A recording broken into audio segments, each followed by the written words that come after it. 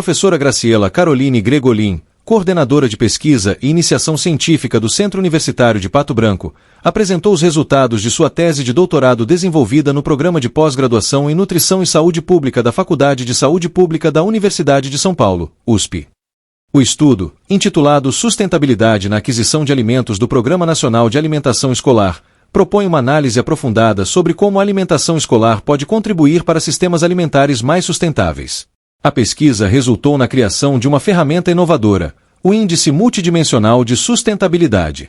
Esse índice foi desenvolvido para avaliar a sustentabilidade das compras públicas de alimentação escolar e auxiliar gestores na tomada de decisões mais eficientes e responsáveis. Representando, embora o nome seja extenso, não é nada muito difícil de ser compreendido, tá?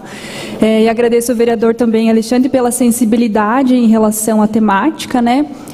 Que eu tenho a oportunidade de estudar aí desde a minha graduação. E já aproveito para... Obrigada.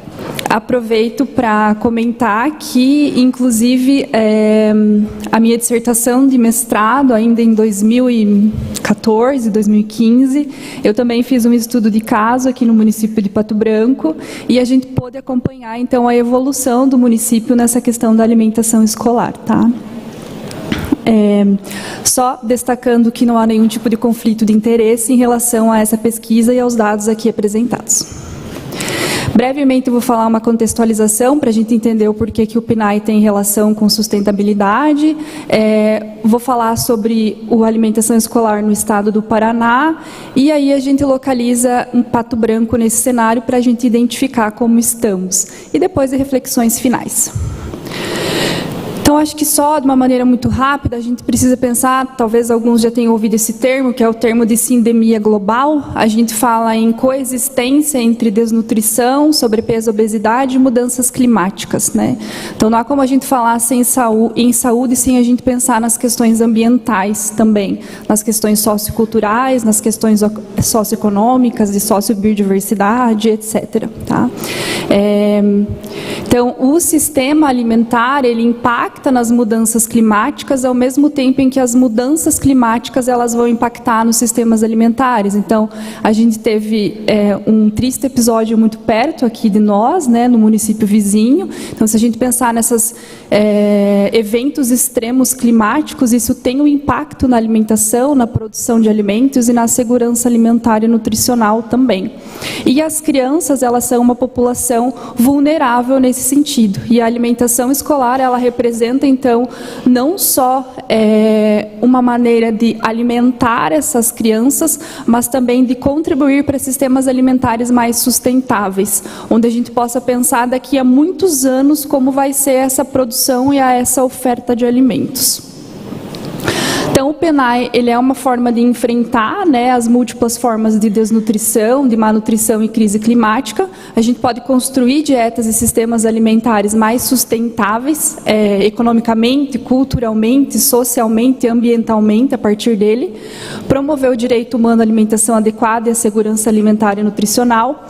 Está muito relacionado à concretização dos Objetivos do Desenvolvimento Sustentável, a Agenda 2030, mas a gente tem uma série de desafios, né?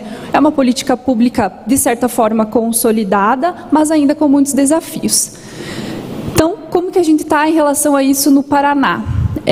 A pesquisa, ela olhou para os 399 municípios do Paraná, uma amostra de 97, porque 11 deles a gente não tinha dados disponíveis, e nós olhamos para o sistema de prestação de contas do SIG-PC, que é uma plataforma do governo federal.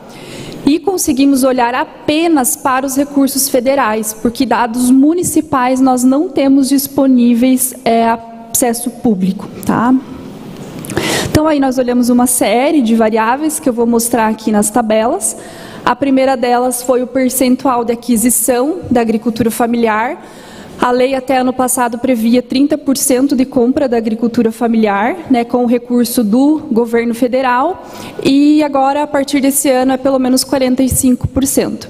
Nós tivemos aí 18% dos municípios do Paraná que não atingiram os 30%, que são esses municípios em vermelho.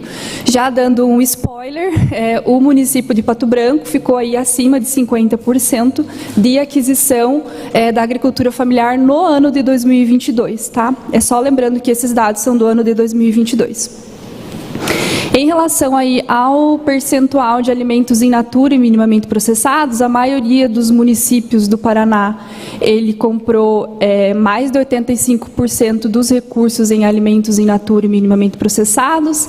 Alimentos processados, a maioria adquiriu acima de 20%, isso é um ponto de atenção, porque a legislação exige que seja menos de 20%.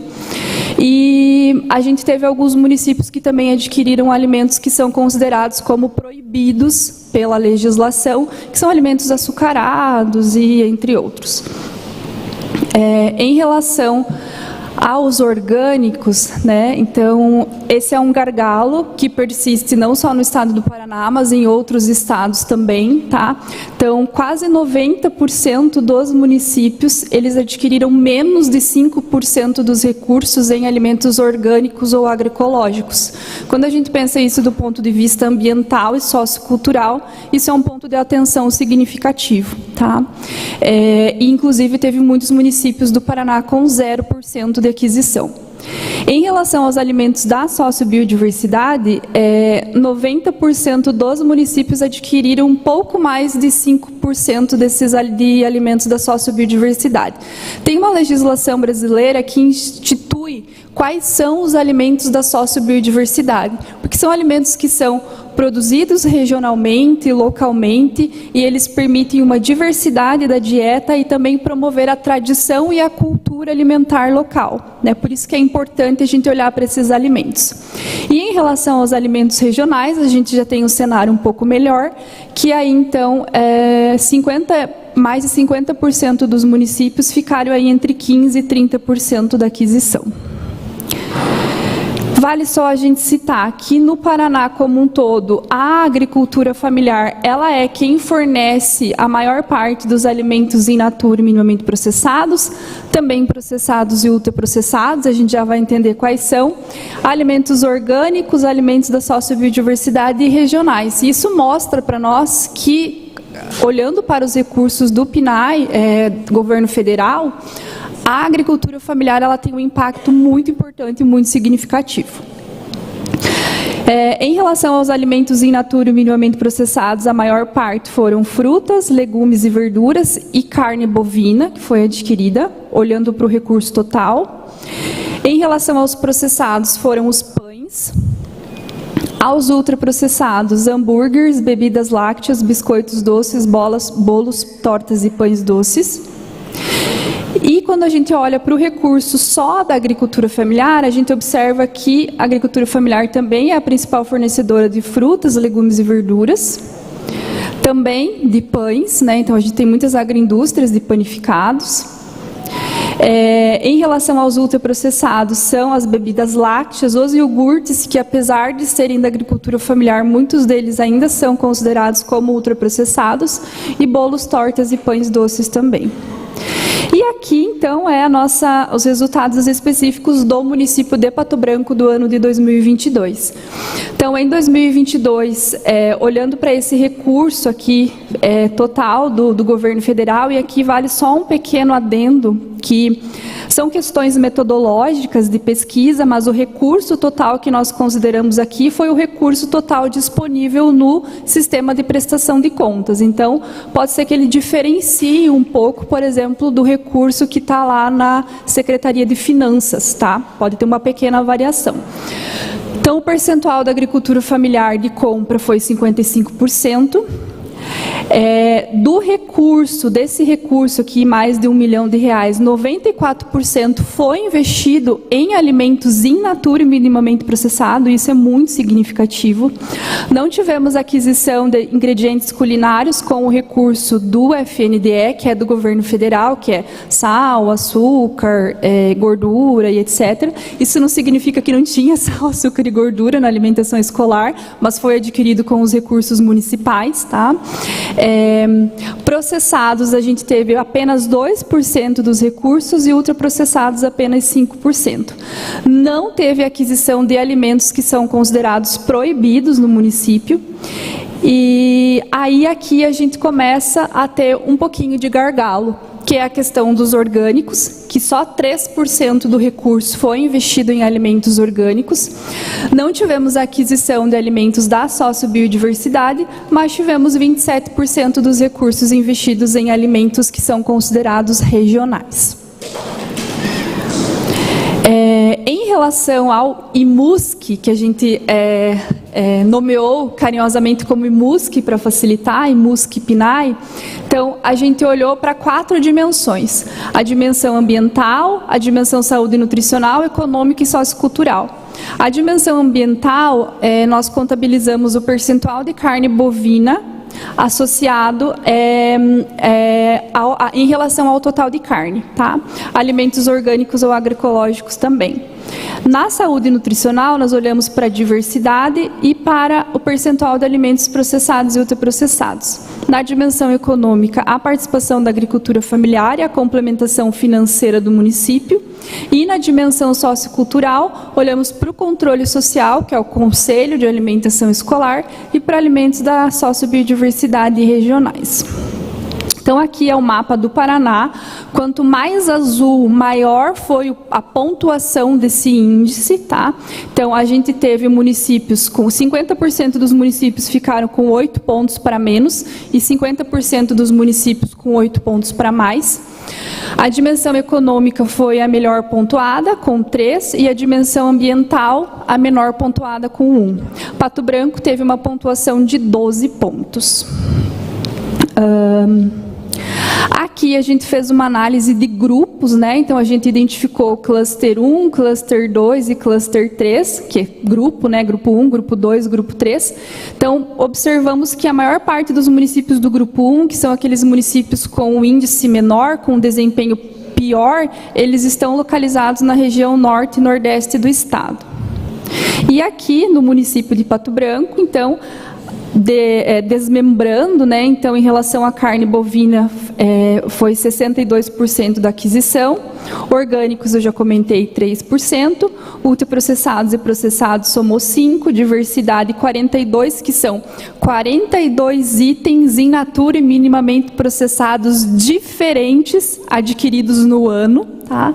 A legislação prevê pelo menos 50, recomenda, agricultura familiar 55%, e a dimensão sociocultural aqui. Então, a gente consegue perceber claramente que o gargalo do município ele está na dimensão ambiental e aqui em algum aspecto da dimensão sociocultural.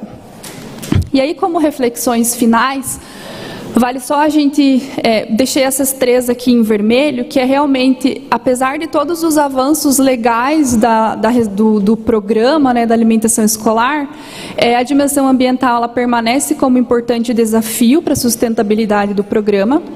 A incorporação da sustentabilidade nas compras públicas de alimentos, ela está muito mais para uma articulação municipal, ou seja, a articulação entre todos os setores do município, do que para a legislação, tá? E esse desafio de equilibrar as questões nutricionais, ambientais, socioeconômicas e também socioculturais, econômicas e ambientais. E aí, por fim, né, a gente precisa interpretar esses resultados considerando as especificidades territoriais e operacionais do programa, tá? E aí, o que eu deixo, né, como sugestão, como pedido, né, como encaminhamentos futuros para o município de Pato Branco. Então, estratégias e ações conjuntas entre a gestão pública, a universidade e pesquisadores, na perspectiva da pesquisa e da extensão. Compreender quais são os gargalos e as fortalezas aqui dentro do município a partir de metodologias participativas, ou seja, a gente possa ouvir e compreender isso a partir de todos os atores envolvidos na política pública, desenhar alguns projetos pilotos em escola, isso é muito importante, antes da gente pensar em um projeto-lei específico, a gente pensar em projetos pilotos antes nas escolas, avançar nas dimensões ambientais e sociocultural, e também, para além dos recursos federais, que a gente conseguiu analisar na minha pesquisa, analisar também os recursos municipais. Então, como a gestão municipal, né, como a gente aplica os recursos municipais fundamentais para as compras da alimentação escolar.